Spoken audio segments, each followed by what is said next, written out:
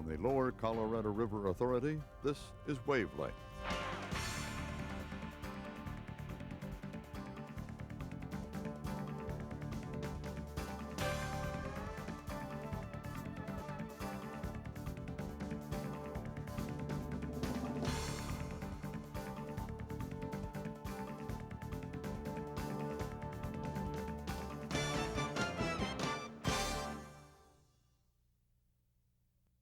Hi everybody, and welcome to the March edition of Wavelength.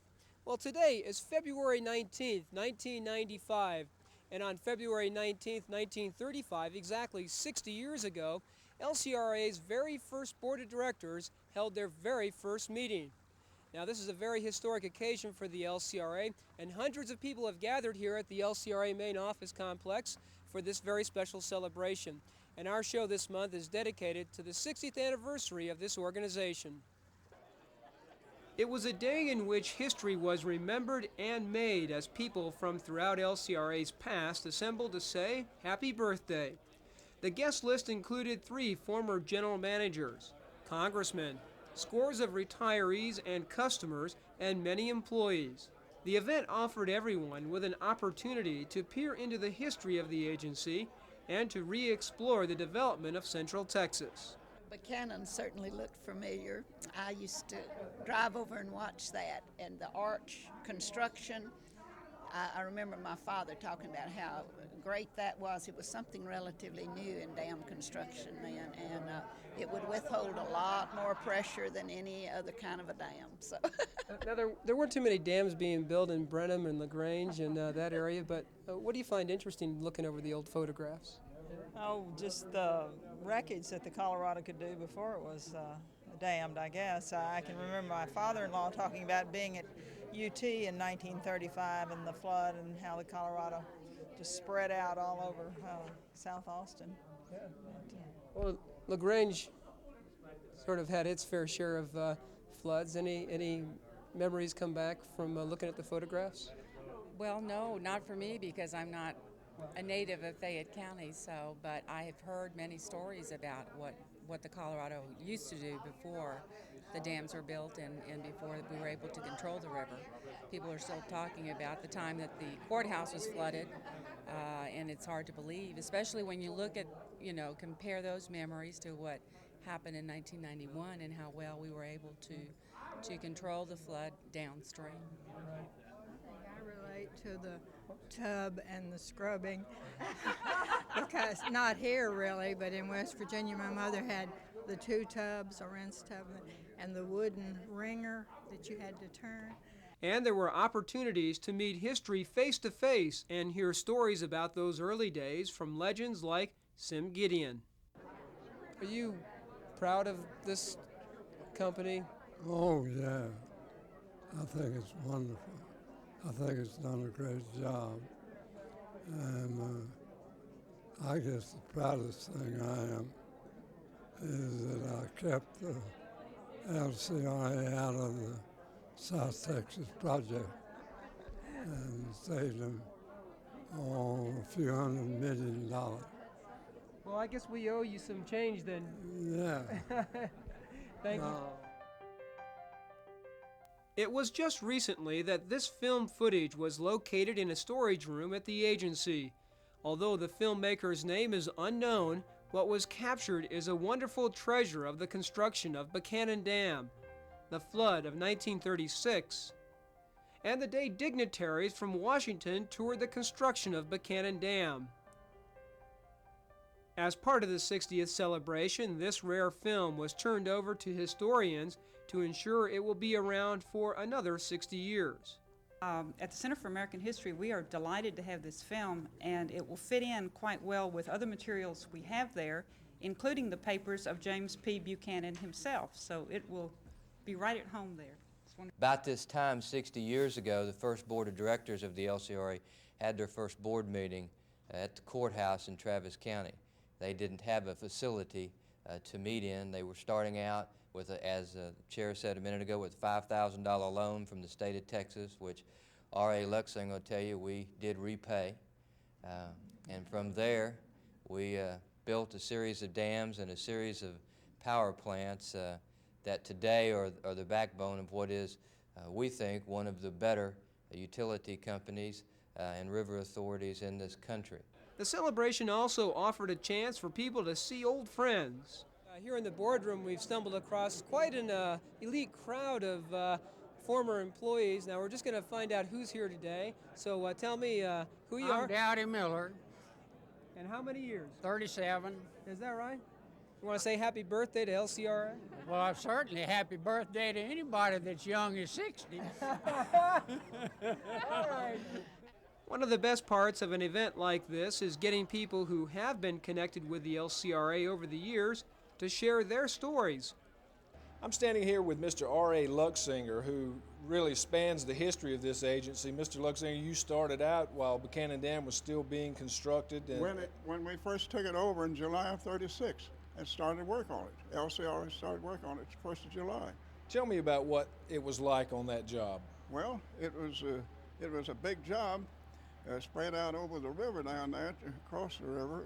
It was probably about 10 to 15% completed at the time that we took it over. They hadn't done anything over on what we call the north side of the river. And the riverbed itself was just very little had been done in it. So it had been laying there for 4 or 5 years. And we took it over and started building the dam. Elof, quick thoughts on the 60th anniversary. Well, I think it's wonderful, you know, that the company has grown as much as it has, and it continues to move forward, doing more and bigger things. I'm just real proud of it and real proud to have been part of it. We're here with Congressman Jake Pickle, and Congressman, 60 years of LCRA, and you've been a big part of that 60 years. Tell us how you feel on this 60th anniversary. Well, it was started in with kind of just a hope. It wasn't given much chance to exist, and it struggled for a long time. We can still see pictures when the Tom Miller Dam is broken, but LCRA hung on, and now it's grown to one of the biggest authorities in the United States. And now for somewhat of a different perspective on LCRA's 60th anniversary. Here's Tom Glenn in Smithville with this video postcard.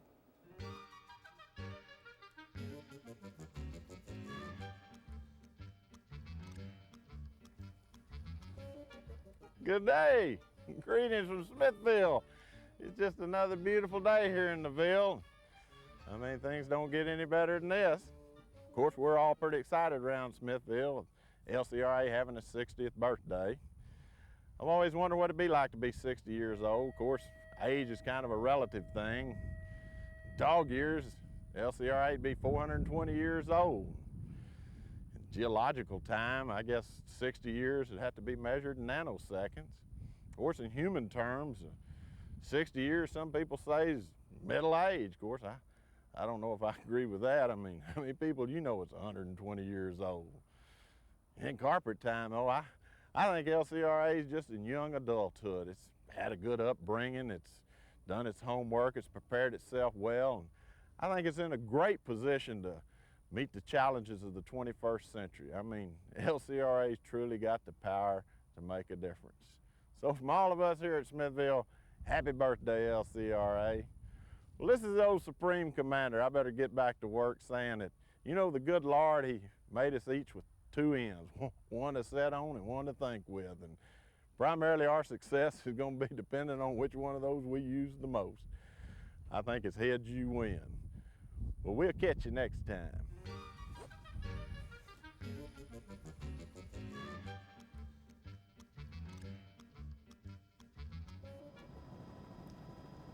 The clear, clean waters of Lake Travis attract people from all over the state to swim, fish, and boat. Most of the large sailboats and houseboats you see on Lake Travis are equipped with onboard toilets and holding tanks. So to help protect water quality, LCRA has teamed up with marina owners to build 3 new boat sewage pump-out stations on Lake Travis. To give you an example on Lake Travis, it wasn't unusual for boaters to have to travel 20 miles round trip to reach the nearest pump-out station. After completion of this project, there'll be no more than 2 miles travel distance to the nearest pump-out station. And to help relate that, the average normal operating range of boaters is between 2 and 3 miles. Construction of the pump-out stations is being funded by a grant from the U.S. Fish and Wildlife Service, with matching funds from the LCRA and marina owners. The 3 new stations will bring the total on Lake Travis to 11, giving every boater easy access to pump-out facilities. Please keep in mind when you're out boating with your friends and family, just remember, don't dump it, pump it. Records Destruction Day at the General Office Complex was a big success. 18 recycling bins were filled with almost 8 tons of expired records, publications, and waste paper. All of the materials were taken to Balcones Recycling Center for processing. Project manager Lowell Ryan says record destruction days will be coming to the LCRA power plants and other facilities this summer.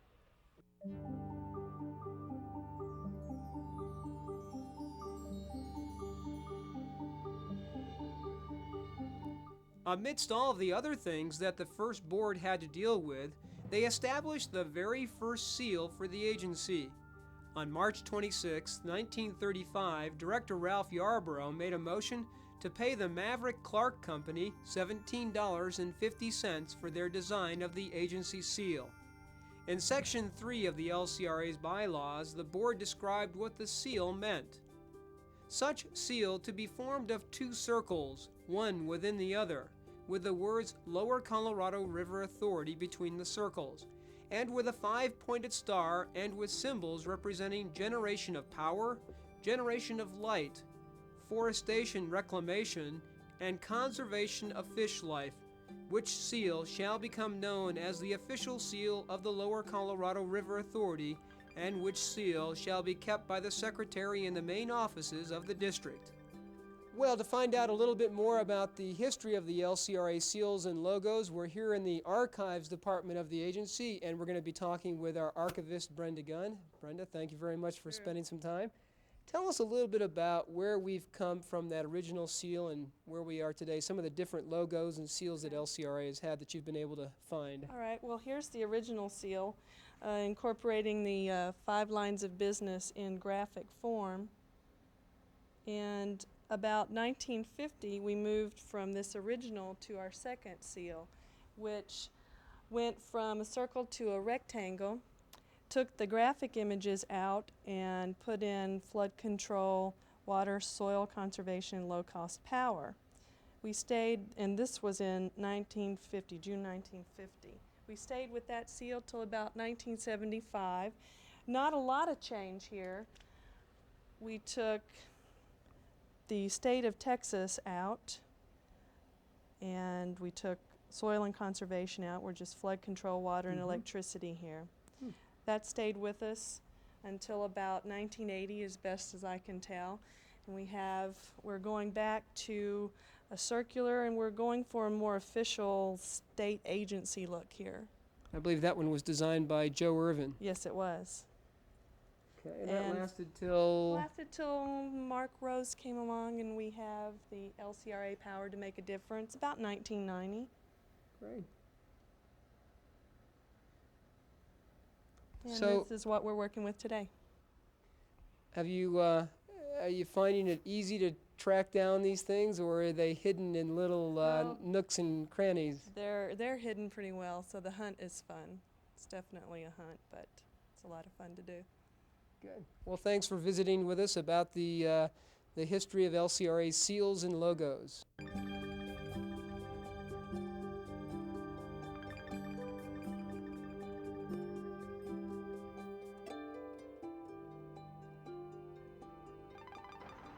The view is spectacular from this limestone bluff high above Lake Austin, but the ride down from here can be a little rocky, as LCRA Ranger John Babb found out recently.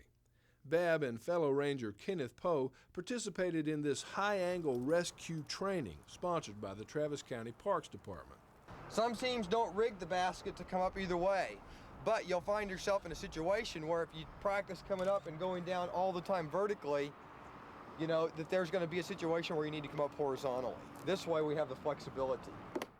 The first exercise is going to be down vertical extrication, then we're going to do one where we bring somebody up the cliff.